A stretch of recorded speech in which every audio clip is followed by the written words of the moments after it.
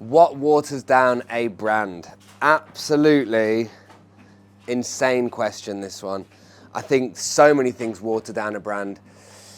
Who am I to put an opinion on what's considered watering down? I'm just a person that finds cool items like this. Look at this, cool, no fear. That's massive. Love to see it. We love to see it. No, seriously, what waters down a brand is a number of individual things. Now, all of the opinions and the thoughts and feelings are based on me, somebody who's worked in this industry for 12 to 13 years. I'm coming up to working in it longer than I haven't. And I'm just somebody who cares about the future of it, because over time, I've believed that the way that people sort of use the market of secondhand, because people do come in and they do use it. People that use the vintage and the reselling economy some of them aren't flying the flag in a positive way, let's say. Like things like, oh, I don't know, mystery boxes. So what waters down a brand? I've got it in my pocket just because in the last video, I lost my train of thought. So what waters down a brand? Firstly, the main thing that waters down a brand is giving too many options.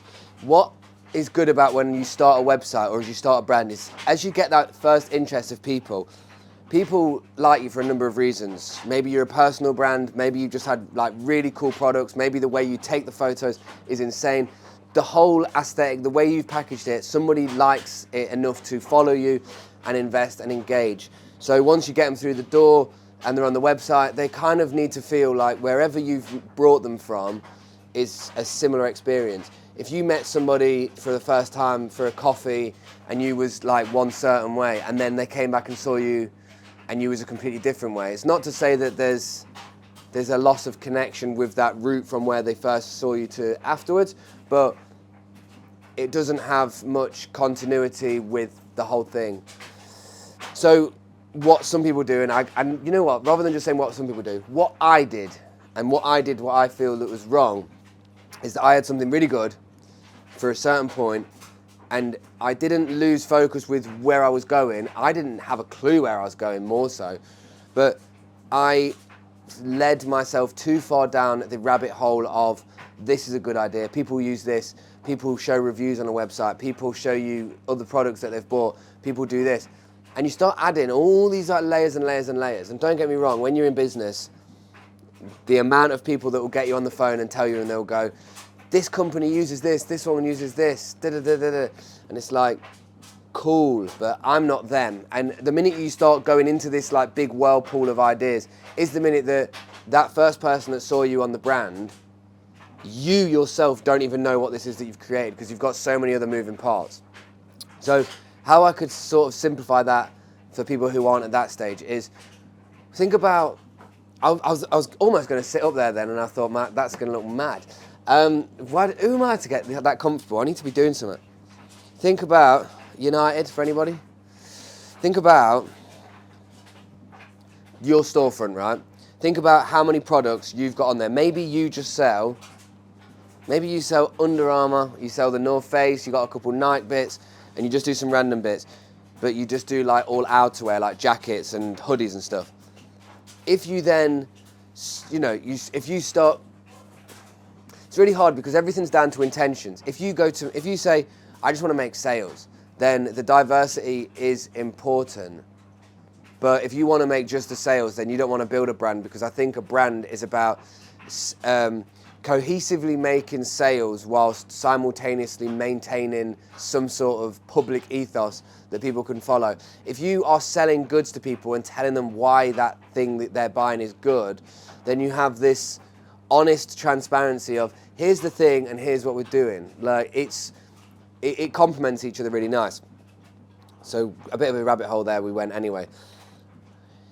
The whole point is what waters down a brand. So if you're not a brand, it might not be a video for you, but if you sold, say, just sportswear, and you did sportswear and you did some casual wear, and then you started to go into women's dresses and do all this, you won't maintain an audience for that first thing unless you've sort of been known for that for a long time and you integrate it in nicely. So there's a lot of brands that will integrate menswear and women's wear and variety of looks within it. But the common theme that a lot of them have is that they have a very clear identity of where their aesthetic, styling, and their brand's like ecology and ethos kind of sits. So a brand that I'll give you for an example that doesn't really do a mixture is a brand called Files. Now, they work in like secondhand and vintage, high-end sourced items. So, Izzy Miyake, lots of Stone Island, CP, like Jean Paul Gaultier, all brands like that, like higher-end tiered brands. But the guys who run it, their aesthetic is beautiful. It can't be faulted. They've like had a clear identity and an underlying intention. And to people who respect the art of it outside, they've seen that. But also their core audience has never faulted from that because they've never faulted from that. So when we look at like watering down brands, I think that trying to diversify too much is a big red flag for how it waters things down. Because, you know, it's just about the journey from the person that's first seen you to where they're seeing you now. Like, there's just got to be a feel like they are still having the same experience of where they first saw you. Whether that's through like public posts on Facebook, whether that's through Twitter, whether that's through Instagram, like that message underlyingly has got to sort of still be the same. That's just, can you hear the washing machine singing? Hang on. Open the door and it stopped singing. But obviously you saw that. Other things that water down a brand are when people try to do something that they're not. The best way to do something like with conviction is to actually mean it anyway.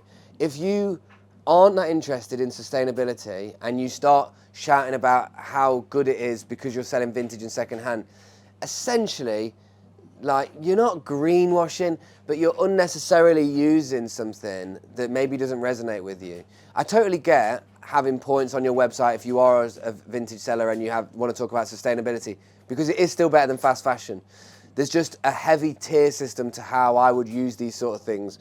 But the reason why it waters down a brand when you start to shout about things that maybe don't resonate with you is if you don't resonate with an idea that you're putting out there into the world, then you're not going to have the best conviction at executing that idea. The people that have the best ideas are those that you felt the conviction. You could almost feel the idea when seeing it in its like finished form. You know, like if you look at someone's like a piece of art, like whether it's like painting, whether it's like a video piece, whether it's a photography, whether it's just some collection of an idea that's been put into the world and you see it. If that idea captivates you, underlyingly, you will appreciate the art of where that's come from, and you'll know it's come from like somewhere that's with somebody who's put a lot of work into it.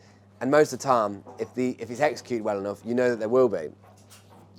So what waters it down, the brand, is if you just sieve out any old shit and hope that somebody's going to stick to it, because it's kind of like them little, you know them, I thought we still had one, you know them like little yellow sticky bits that you get from garden centres to catch flies? It's a little bit like your idea is the sticky thing that you've put down. You're like, yeah, it's going to catch some people, but it's a massive room and you've just put like a little sticky thing on a window in like a big room. Whereas the idea that you have conviction to that doesn't water down your brand is when you turn the whole room into a sticky bit of this garden centre fly catching thing, whatever it's called, because then anybody that enters it is stuck to some part of the room, whereas that requires a very small retention of people.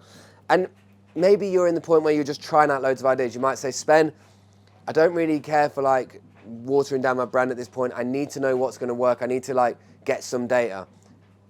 Makes sense. There's honestly so many different ways to look at this, so many different approaches. But I think that as like an underlying theme, they are some key points that I would say just to consider if you don't want to water down your brand. Maybe you don't mind the watering down of it. Maybe you want to diversify more angles. But this is some of the tips I'd give you if you don't want to water down your brand. Hopefully this finds you well. And yeah, big up to you lot for continue to watch.